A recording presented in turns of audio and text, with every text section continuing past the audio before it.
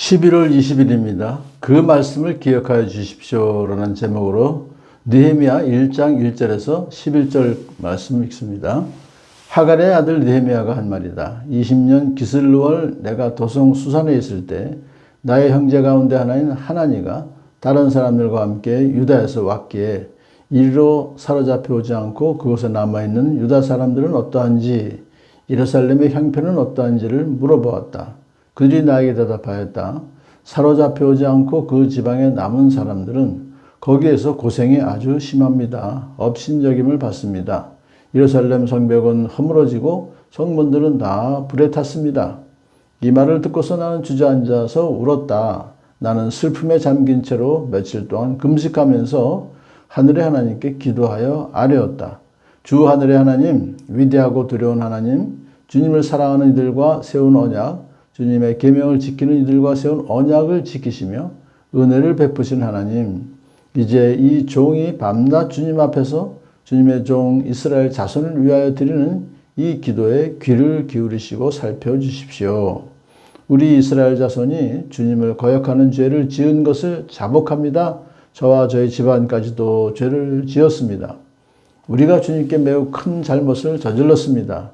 주님의 종 모세를 시키시어 우리에게 내리신 계명과 율례와 규례를 우리가 지키지 않았습니다.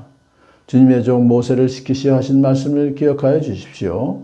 우리가 죄를 지으면 주님께서 우리를 여러 나라에 흩어 버리겠지만 우리가 주님께로 돌아와서 주님의 계명을 지키고 실천하면 쫓겨난 우리가 하늘 끝에 가 있을지라도 주님께서 거기에서 우리를 한데 모아서 주님의 이름을 두려고 택한 곳으로 돌아가게 하겠다고 하신 그 말씀을 이제 기억하여 주십시오. 이들은 주님께서 크신 힘과 강한 팔로 건져내신 주님의 종이며 주님의 백성입니다. 주님, 종의 간구를 들어주십시오. 주님의 이름을 진심으로 두려워하는 주님의 종들의 간구에 귀를 기울여 주십시오. 이제 주님의 종이 하는 모든 일을 형통하게 하여 주시고 왕에게 자비를 입게 하여 주십시오.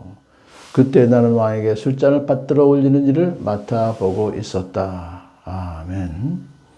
이 이야기는 아닥사스다 왕, 페르시아의 6대 왕의 이야기입니다. 4대 왕 다리오 때 성전은 완공이 됐습니다만 아직까지도 성벽은 그대로 남아있고 성문도 불에 탄 채로 그냥 남아있죠.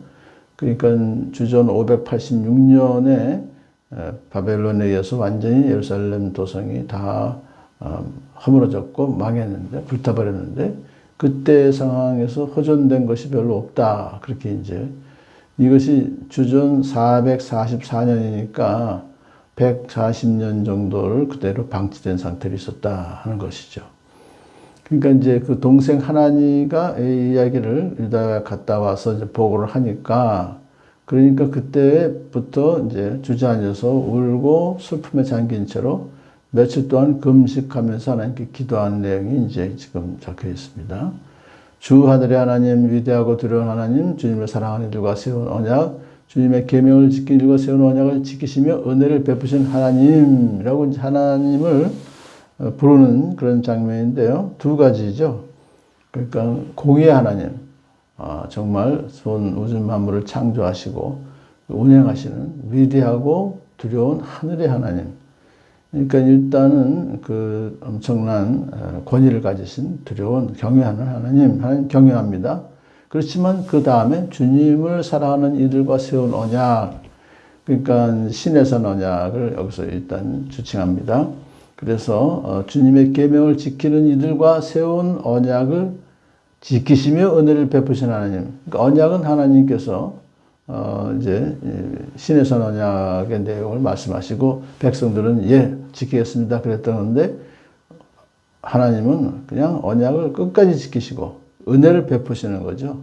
그런 하나님인 것을 압니다라고 하면서 이제 시작하죠. 그러면서 기도에 주님 앞에서 밤낮으로 이스라엘 자손을 위해서 기도하는 거 기도 들어주세요. 그러니까 기도의 지금 주제는 이스라엘 백성들을 위한 기도입니다. 중보 기도입니다. 그러면서 이제 먼저 하는 그 기도의 내용이 첫 번째로 회개하는 기도예요. 이스라엘 자손이 주님을 거역하는 죄를 지은 것을 자복합니다. 자복합니다. 저와 저희 집안까지도 죄를 지었습니다.